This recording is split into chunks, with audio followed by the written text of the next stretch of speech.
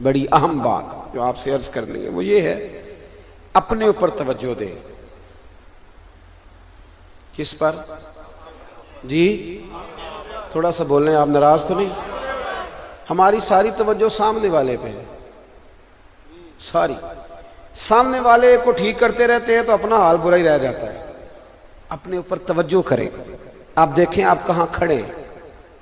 ہمارے صوفیاء جب تربیت کرتے تھے نا سالکین طریقت کی، تو ان کو پوچھتے تھے کہ اب تیرا حال کیا ہے؟ وہ حال کیا ہوتا تھا؟ عاجزی کتنی ہے، غرور کتنا ہے، ریاکاری کتنی ہے، تو اخلاص کتنا ہے۔ ان چیزوں پہ توجہ کریں۔ آپ حسد تو نہیں کرتے کسی سے، آپ کسی کو حقیر تو نہیں سمجھتے، آپ کسی شخص کے بارے میں بغض حسد عداوت تو نہیں رکھتے۔ اپنے اوپر توجہ کریں۔ حضرت ابو مرتعش ایک درویش گزرے ہیں، رسالہ کشیریہ میں صاحب رسالہ لکھتے ہیں کہ وہ کہتے ہیں میری حج کی تیاری تھی، کھانا میں کھلا چکا تھا، لوگوں کی دعوت کر چکا تھا، پروگرام میرا بن گیا تھا۔ گھر میں بیٹھا تھا تو میری اماں نے نا مجھ سے کہا کہ بیٹا ذرا پانی تو پلانا۔ تو کہتے میرے دل میں خیال آیا 2-4 دنوں کے بعد حج پہ جانا تھا کہ اماں جی میں عالم فاضل آدمی اور ابھی حج پہ بھی جا رہا ہوں، تو پانی تو چھوٹا بھائی بھی پلا سکتا ہے۔ کہتے میں نے چھوٹے سے کہا ذرا اماں کو پانی دینا۔ کہتے وہ پانی دینے لگا تو میں نے اپنے اوپر توجہ کی۔ کس پر؟ اپنے اوپر توجہ کی۔ تو میرے اندر سے آواز آئی کہ ابو مرتعش حج پہ جانا تیرے لیے آسان ہے اور ماں کو پانی دینا تیرے لیے مشکل ہے، یہ کیا بات ہوئی؟ فرماتے ہیں پھر میں نے اپنے اوپر اور نظر کی تو میں سمجھ گیا یہ جو میں حج پہ جا رہا ہوں نا اس میں ساری دنیا کو پتہ چلے گا کہ میں حاجی ہوں۔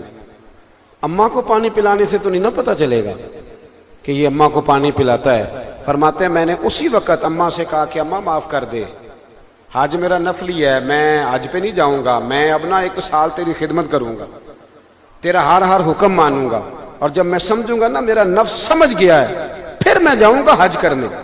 ابھی تو میرا دیکھیں نا بابا بلے شاہ صاحب فرمانے لگے تسی حج بھی کیتی جاندے ہو نال لہو بھی پیتی جاندے ہو، کھو کے مال یتیماں دا تے پج مسیتی جاندے ہو، تسی پھٹ دلاں دے سیندے نہیں، ایویں ٹوپیاں سیتی جاندے ہو، نفس تے چھری پھیر دے نہیں تے دمبے کیتی جاندے ہو، فرض بھلائی بیٹھے ہو، نفلہ نیتی جاندے ہو، اور دسو تے سی بلے شاہ نو ایک ہی کیتی جاندے ہو۔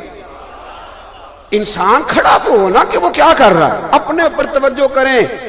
ساری زندگی گزر گئی لوگوں کی اصلاح کرتے، اور اگر اپنا حال وہی کا وہی رہ جائے، اور یہ میں صرف علماء اور واعظین کے لیے نہیں کہہ رہا، وہ تو ہمارے سروں کا تاج ہیں، وہ اگر بولے نا تو ہمارے لیے مسئلہ بن جائے، وہ تو کچھ نہ کچھ نصیحت کرتے رہتے ہیں تو ہمیں کچھ ملتا رہتا ہے۔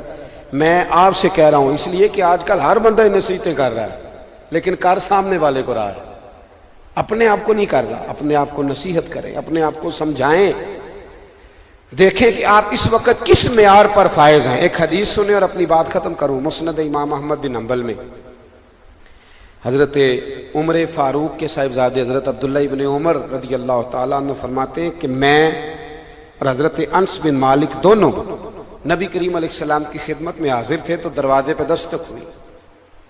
نبی کریم علیہ السلام نے فرمایا انس دروازہ کھولو، جو بندہ دروازے پہ آیا نا وہ جنتی ہے۔ یہ نہیں کہا کہ اسے بتا دو، بعض جگہوں پہ ہے ایسا بھی کہ اسے بتا دو، لیکن یہاں فرمایا کہ جو دروازے پہ آیا ہے وہ بندہ کون ہے؟ یہ میرے نبی پاک کا علم غیب دیکھیں۔ علم غیب رسول کے منکر اس حقیقت کو بھول جاتے ہیں۔ وہ غیب مانا کہ راز ہے، لیکن راز اپنوں سے کب چھپاتے ہیں، راز اپنوں سے کب چھپاتے ہیں۔ تو وہ جنتی ہے بندہ جو دروازے پہ آیا ہے۔ حضرت انس بن مالک فرماتے میں نے دروازہ کھولا تو بندہ بڑا عجیب سادہ سا بندہ، تازہ اس نے وضو کیا تو پانی کے قطرے داڑھی سے گر رہے ہیں، اور جوتے اس نے نا دونوں بغل میں دبائے ہوئے کٹھے جوڑ کے آ کے بیٹھ گیا۔ آپ کو بات پوچھنی تھی پوچھی اور وہ چلا گیا۔ کہتے اتفاق کی بات کہ اگلے دن بھی ہم بیٹھے تھے، دروازے پہ دستک ہوئی، اسی ٹائم اسی لمحے حضور نے فرمایا دروازہ کھولو، جو دروازے بندہ ہے نا وہ جنتی ہے۔ آپ فرمانے لگے کہ میں دروازہ کھولا تو اتفاق کی بات وہی بندہ تھا جو کل آیا تھا۔ تیسرے دن بھی ایسا ہی ہوا، دستک ہوئی، حضور نے فرمایا کھولو دروازہ، جو دروازے پہ آیا بندہ جنتی۔ حضرت عمر فاروق کے صاحبزادے جناب عبداللہ ابن عمر فرماتے ہیں میں نے ارادہ کر لیا کہ پتہ کرنا ہے یہ بندہ عمل کیا کرتا ہے۔ اب تو ہم یہی پتہ کرتے ہیں نا کاروبار کیا کرتا ہے، اچھے عمل کا پتہ ہم تو یہ دیکھتے ہیں کہ جس کا کام چل رہا ہے نا اس سے دکان خالی کراؤ، خود ڈال دو، اس لیے کہ اس میں بڑے پیسے ہیں، یہ سارے کما گیا تو دکان میری، تو یہ کہاں چلا گیا، خالی کراؤ الا ماشاءاللہ۔ صحابہ یہ دیکھتے تھے کہ عمل کا پتہ کرو، عمل خیر والا کیا ہے۔ حضرت عمر فاروق کے وصال کے بعد حضرت عثمان غنی نے ان کی ایک بیوہ سے نکاح کیا،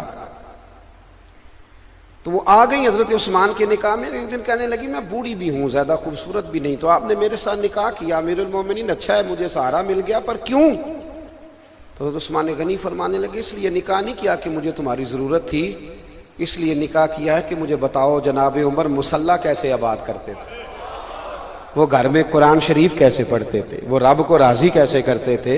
میں ان رستوں کا مسافر بننا چاہتا ہوں جن راہوں کے راہی جناب فاروق اعظم، اس لیے تمہارے ساتھ نکاح کیا ہے۔ عمل حضرت عبداللہ ابن عمر کہتے ہیں میں نے بھی سوچا کہ جس کو حضور نے 3 دفعہ جنتی کہا ہے اس کا عمل تو دیکھو کیا ہے۔ میں اس صحابی کے پیچھے چلا گیا، میں نے کہا مجھے رکھ لو گے 2-3 دن بطور مہمان؟ انہوں نے کہا آ جاؤ۔ کہتے میں 3 دن اور 3 راتیں ان کے گھر رہا، میں زیادہ نفل پڑھتا تھا اس سے،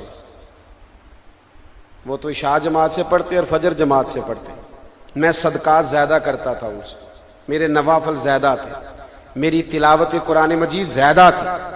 3 دن میں رہا تو کوئی خاص چیز مجھے نظر نہ آئی، میں نے اٹھنے کا ارادہ کیا تو میں نے اسے کہا بھائی مجھے کوئی ضرورت نہیں تھی تیرے گھر میں رہنے کی، میرا بھی یہی مکان ہے، تو نے پوچھا ہی نہیں میں کیوں رہ رہا ہوں۔ تو وہ کہنے لگا حضور آپ نے کہا تھا رہنا ہے، تو میں نے کہا بسم اللہ۔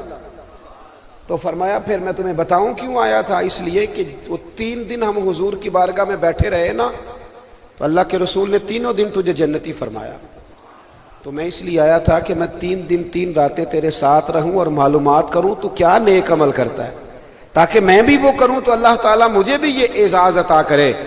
تو حضرت عبداللہ ابن عمر کہتے ہیں وہ صحابی کہنے لگے میں کچھ بھی نہیں کرتا، روٹین کی عبادت کرتا ہوں، پر حضور ایک بات ہے، جب بھی میں اپنے دل پہ توجہ کرتا ہوں نا، اللہ کے فضل سے نہ کسی کے لیے بغض ہے، نہ کسی کے لیے کینہ ہے، نہ حسد ہے، نہ تکبر ہے۔ اللہ کے بندوں کو رب نے جس حال میں رکھا ہے نا، میں سب کو دیکھ کے راضی رہتا ہوں، میں خوش رہتا ہوں، مجھے لگتا ہے یہی میری نیکی میرے رب کو پسند آئی ہے اور اس کے رسول نے مجھے جنت کی بشارت عطا کر دی۔